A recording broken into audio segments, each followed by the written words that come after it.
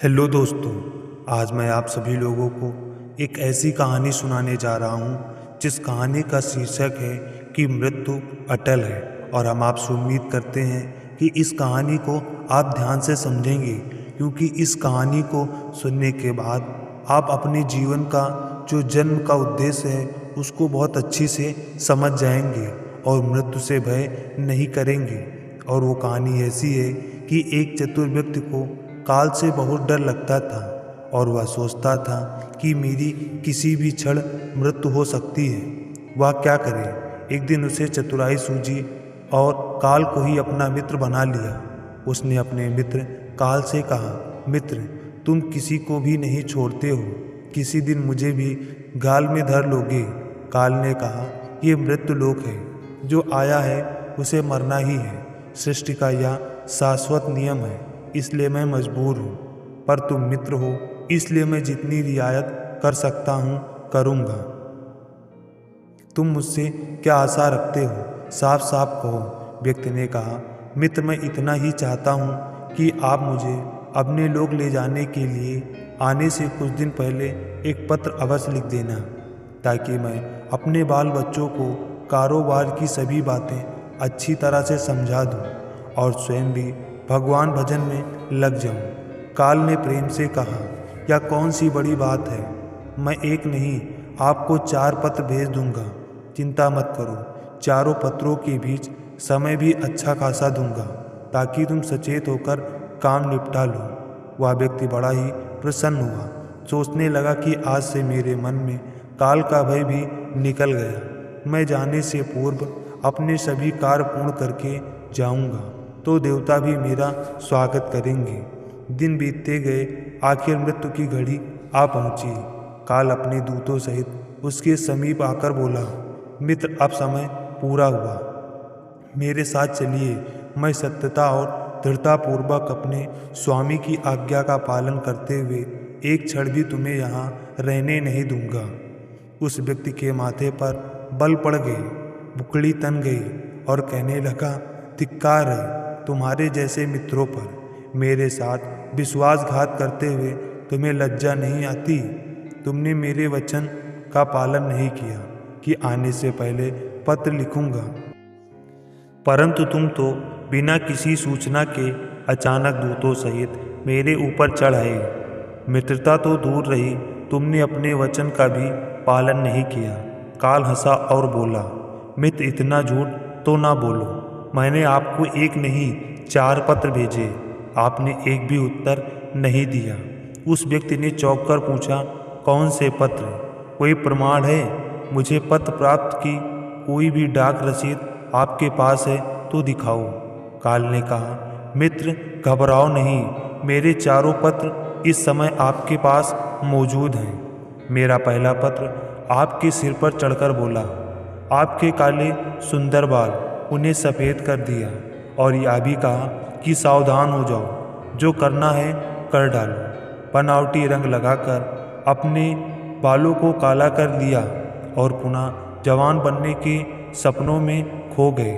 आज तक मेरे श्वेत अक्षर आपके सिर पर लिखे पड़े हैं। कुछ दिन बाद मैंने दूसरा पत्र आपके नेत्रों के प्रति भेजा। नेत्रों की ज्योति मंद होने लगी, फिर भी आंखों पर मोटे शीशे चढ़ाकर आप जगत को देखने का प्रयत्न करने लगे। 2 मिनट भी संसार की ओर से आंखें बंद करके ज्योति स्वरूप प्रभु का ध्यान नहीं किया। इतने पर भी सावधान नहीं हुए तो मुझे आपकी दीन दशा पर बहुत तरस आया, और मित्रता के नाते मैंने तीसरा पत्र भी भेजा। इस पत्र ने आपके दांतों को छुआ, हिलाया और तोड़ दिया। आपने इस पत्र का भी जवाब नहीं दिया, बल्कि नकली दांत लगवाए और जबरदस्ती संसार के भौतिक पदार्थों का स्वाद लेने लगे। मुझे बहुत दुख हुआ कि मैं सदा इसके भले की सोचता हूँ, और यह हर बार एक नया बनावटी रास्ता अपनाने को तैयार रहता है। अपने अंतिम पत्र के रूप में मैंने रोग, क्लेश तथा पीड़ाओं को भेजा, परंतु आपने अहंकारवश सब अनसुना कर दिया। वह व्यक्ति काल के भेजे हुए इन पत्रों को सुनकर फूट फूट कर रोने लगा और अपने विपरीत कर्मों पर पश्चाताप करने लगा। उसने स्वीकार किया कि मैंने गलफत में शुभ चेतावनी भरे इन पत्रों को नहीं पढ़ा। मैं सदा यही सोचता रहा कि काल से भगवान का भजन करूँगा, अपनी कमाई अच्छे शुभ कार्यों में लगाऊंगा, पर वह कल नहीं आया। काल ने कहा, आज तक तुमने जो कुछ भी किया, राग रंग, स्वार्थ और भोगों के लिए जानबूझकर ईश्वरीय नियमों को तोड़कर तुमने कर्म किया। उस व्यक्ति को जब कोई मार्ग दिखाई नहीं दिया तो उसने काल को करोड़ों की संपत्ति का लोभ दिलाया। काल ने हंसकर कहा, मित्र, यह मेरे लिए धूल से अधिक कुछ भी नहीं है। धन दौलत शोहरत सत्ता ये सब लोभ संसारी लोगों को वश में कर सकता है, मुझे नहीं। काल ने उत्तर दिया, यदि तुम मुझे लुभाना ही चाहते थे तो सच्चाई और शुभ कार्यों का धन संग्रह करते हुए ऐसा धन है जिसके आगे मैं विवश हो सकता था, अपने निर्णय पर पुनः विचार करने को बाध्य हो सकता था, पर तुम्हारे पास तो यह धन ढेले के समान ही है। तुम्हारे ये सारे रुपए, पैसे, जमीन जायदाद, तिजोरी में जमा धन संपत्ति, यह सब छूट जाएगा। मेरे साथ तुम भी उसी प्रकार निवस्त जाओगे जैसे कोई भिखारी की आत्मा जाती है। काल ने जब मनुष्य की एक भी बात नहीं सुनी तो वह हाय हाय करके रोने लगा। सभी संबंधियों को पुकारा, परंतु काल ने उसके प्राण पकड़ लिए और चल पड़ा और अपने गंतव्य की ओर। इस कहानी से हमको यह शिक्षा मिलती है कि मृत्यु एक अटल सत्य है, जो कि हमें एक दिन मरना ही है। और ज़रूर हम जीवन में कितनी दौलत जमा करेंगे, कितनी शोहरत पाएंगे, कैसी संतान होगी, यह सब अनिश्चित होता है, समय के गर्भ में छुपा होता है। परंतु हम मरेंगे एक दिन, बस यही एक बात जन्म के साथ ही तय होती है। समय के साथ उम्र की निशानियों को देखकर तो कम से कम हमें प्रभु परमेश्वर की याद में रहने का अभ्यास करना चाहिए। इसमें तो हर एक को, चाहे छोटा हो या बड़ा, सबको प्रभु परमेश्वर की याद में रहकर ही कर्म करने चाहिए। इससे हमारा जीवन सफल होगा और हम अपने बुरे कार्यों को अच्छे कार्यों में बदल सकते हैं। और यदि हमें भय भी होगा तो हम बुरे कार्य करने से डरेंगे और सदा ही अच्छे कार्य करेंगे, ताकि हमें ईश्वर उस अच्छे कार्यों का अच्छा फल देगा। क्योंकि यदि हम अपने जीवन में बुरे कार्य करते हैं तो भगवान हमें उस बुरे कार्य का बुरा फल भी देता है। जीवन की कुछ और अनमोल सीख, आप जिसे जितनी शिद्दत से चाहोगे वो इंसान आपको उतनी ही गहरी चोट देगा। गहरी बातें समझने के लिए गहरा होना जरूरी है, और गहरा वही हो सकता है जिसने गहरी चोट खाई हो। सोच अगर खूबसूरत हो तो सब कुछ अच्छा नज़र आता है। शरीर सुंदर हो या ना हो, पर शब्दों का सुंदर होना बहुत ज़रूरी है, क्योंकि लोग चेहरे भूल जाते हैं पर शब्दों को कभी नहीं भूलते। झूठी कस्मों से इंसान कभी नहीं मरता, पर भरोसा जरूर मर जाता है। मुझे लोगों को माफ़ करना तो आता है, मगर दोबारा दिल में जगह देना नहीं आता।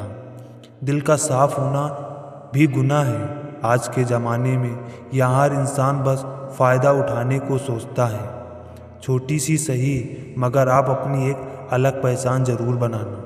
अपने आलसीपन को आज से ही हटाना शुरू कर दो, नहीं तो ये धीरे धीरे आपको बर्बाद कर देगा।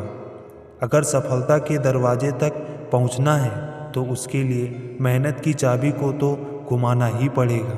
अपनी काबिलियत को इतना काबिल बनाओ कि लोगों को अपनी औकात अपने आप नज़र आने लगे।